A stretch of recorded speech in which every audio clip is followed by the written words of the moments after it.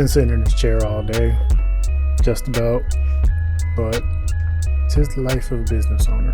Tori and Jonathan, I like to help people tell their stories, and this is TJ Talks, the podcast. The reason I've been sitting in this chair all day, I've been working on my SOPs, that is Standard Operating Procedures. And while I was working on said SOPs, it dawned on me, I have had some immaculate luck. I have made it to 12 years of running my business, and I haven't had a fleshed out SOP. Every time I get a job, I'm reinventing the wheel for people. That's problematic, especially in my field when I am responsible for creating their vision. I can make my life so much easier if I had a SOP. Standard Operating Procedure. And that also brought something to mind while I was thinking and realizing when I was a music producer, I lacked SOPs. And that's kind of part of the reason why I started to realize, okay, I can't rock with this anymore. Like, I like making beats. That's what I love to do. I love making the beats, generating the overall music and whatnot. But outside of that, I don't rock with it because when it comes to music production, it's a strong factor of collaboration. Everybody has to have SOPs. I didn't have any, and the people I worked with didn't have any either, I'm assuming. Or actually, who am I kidding? They didn't have any either. And it showed. So, for my title this week, I'm going to bring something to light. Retiring is not giving up. And if you hear this noise in the background, I got the robot upstairs cleaning the kitchen. I forgot it was at the time that I'm recording this. So if you hear it, forgive it. You probably don't hear it. In which case, meh. But retiring is not giving up. I retired from music production. I did not give up. I gave 10 plus years to music production as a whole, from the beat making to the audio engineering to the audio mastering to the final publishing and everything in between. I learned a lot there, and I talked about last week, there's details that you pick up from everything, so it's not a waste of time. I had to sit with myself. I want to say within the last 2 years, hang on, who am I kidding? In 2020, I sat with myself and asked myself, is this still serving you? Story time. 2019, I made 240 beats. I went ham. You would think this was my profession. It is not. I just went ham. I'd wake up, I'd make a few beats. At least 3 a day.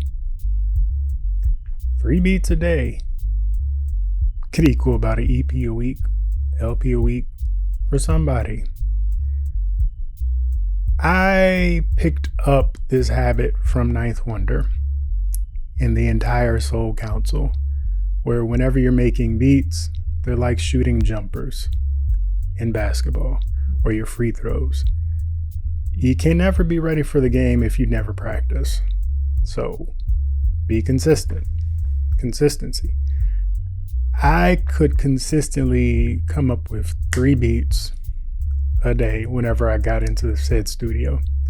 In 2018, I was like 2-ish, 1 to 2. 2019, I was consistently 3 to 5. 2020, I slowed down dramatically. Because everybody knows post-March what happened. I started off in January. I made my 3 a day. February, I didn't do any. I wasn't feeling it. And then I said to myself, something must be wrong here. I'll try again. And then beginning of March, I went back in. So between January and March, that's when I finished quarantine. Afterwards, I stopped because the whole pandemic will let you realize, or made me sit down and realize what's important to me. I am very creative, but if it does not generate money, it's costing me money. There's no in between there. If it's not generating me money, it's costing me money. And I have way too much talent and skills that I have paper behind me now that prove I have talent and skills to not have a bank account that reflects it. I decided at that point, I am retiring from music production in its current form. I put a lot of time into making music. Remember how I said at least 3 a day? Sometimes that could happen within an hour. Other times that can happen in half a day. But it was 3 a day. That's a lot of time. I can make a beat in about 10 minutes. Maybe less. I think I did a 5-minute challenge where I literally made a beat in 5 minutes. Top to bottom. That is possible. But then the other aspects of music production can take a whole lot of time. Beat maker. If you're waiting on an artist, that's a couple hours. You're waiting on getting the final cuts of the recording process, that's a couple hours. And then you finally get that all together and you add in the time between the recording and the mixing and the sequencing, and then you finally get it to mastering. That's a couple months. Music production is time consuming. Time is not a renewable resource. I learned this, I want to say my freshman year of college. Time is not a renewable resource. You can get more money. You can get more energy. You cannot get more time. Say that one more time. You can get more money. You can get more energy. You cannot get more time. Time is not a renewable resource. There's a lot of quotes that say time waits on no man. And at which point that's not a gender thing. It's literally you're human. Time does not wait on you. I finally sat down in 2020 and told myself, okay, I really need to step back from music production because as a whole, it's a time-consuming task that has not generated any money from me. I have made more money, correction, I have spent more money on music production than I have made with my actual production. That's a no-no. I went full stop on music production and reeled it back into what I do now. Now I will make a beat every once in a while because it makes me feel good. But something to keep in mind there, I retired. I didn't quit. I retired from music production. I can do what I want. I've made a couple projects that I fell in love with, which was what I wanted to do from the start. I fell in love with beats in 2008. I really fell in love with beats right around A Tribe Called Quest and Black Star. And Common, when I heard their beats and how they played together, I didn't realize it at the time, but I was in love with Dilla's sound. And then before I knew it, I was in love with Ninth Wonder's sound.